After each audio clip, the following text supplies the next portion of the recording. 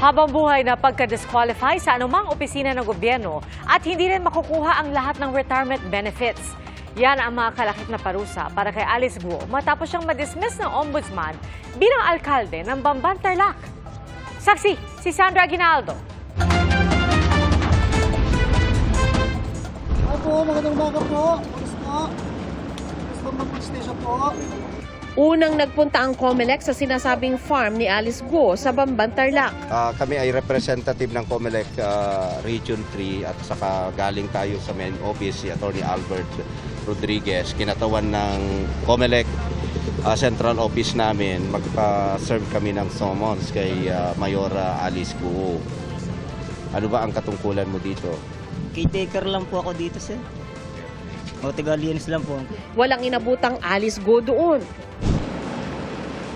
Sunod na pumunta ang COMELEC sa munisipyo ng Banban. Sabi ng nadatnan nilang staff ng Office of the Mayor, wala na umano silang komunikasyon kay Guo. Siya na po yung mag-hand over if ever kay Mayor Guo. Siguro po kung makikita natin siya. May 10 araw si Guo para maghain ng counter affidavit sa COMELEC na nagsasagawa ng preliminary investigation kaugnay sa reklamong misrepresentation laban sa kanya. Matapos ma-serve yung sabina dito sa farm ni Mayor Alice Guo at maging doon sa munisipyo, hihintayin daw nila ang sagot o paliwanag ni Mayor Guo. Kapag hindi siya sumagot ay pwede na raw desisyonan ng COMELEC Legal Department ang preliminary investigation. Ang kasong misrepresentation, bunsod ng pagsisinungaling umano sa COC. Dahil sa investigasyon ng COMELEC at NBI, lumalabas na iisa ang fingerprints ni Guo at ng Chinese na si Guo Waping. Pero bago pa maungkat ang issue tungkol sa pagkatao ni Guo, unang naungkat sa pagdinig ng Senado ang pagkakaugnay niya sa Pogo sa Banban, Tarlac. Hindi po ako operator, hindi po ako protector o cutler po ng Pogo. Wala po akong kinalaman sa kanilang operation at sa kahit anong gawain sa loob at labas. Matapos sa 3 buwan, nagbaba ng desisyon ng ombudsman. Dismissed sa serbisyo bilang alkalde ng Banban si Guo at hindi rin daw makukuha ang lahat ng kanyang retirement benefits.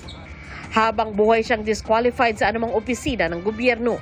Kaugnay ito sa reklamong isinampa ng Department of Interior and Local Government para sa grave misconduct, conduct prejudicial to the best interest of the service, gross neglect of duty at serious dishonesty, bunsod na naging papel ni Guo sa Pogo sa Baofu Compound.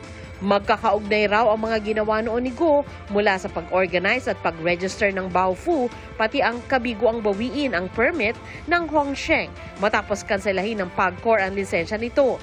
Gayon din ang pagbibigay ng business permit sa Zunyuan sa kabila ng mga pagkukulang sa application nito.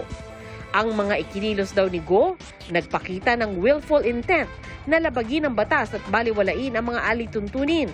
Bukod sa kinakaharap sa COMELEC at Ombudsman, naharap din si Guo sa reklamong human trafficking sa DOJ at may arrest warrant sa Senado. Tuloy rin ang co-warrant to petition ng Solicitor General na inihain sa korte. Sinusubukan pang kunin ng GMA Integrated News ang panig ng kampo ni Guo. Para sa GMA Integrated News, Sandra Aguinaldo ang inyong saksi. Mga kapuso, sama-sama tayong maging saksi. Mag-subscribe sa GMA Integrated News sa YouTube at para sa mga kapuso abroad, samahan niyo kami sa GMA Pinoy TV at sa www.gmanews.tv.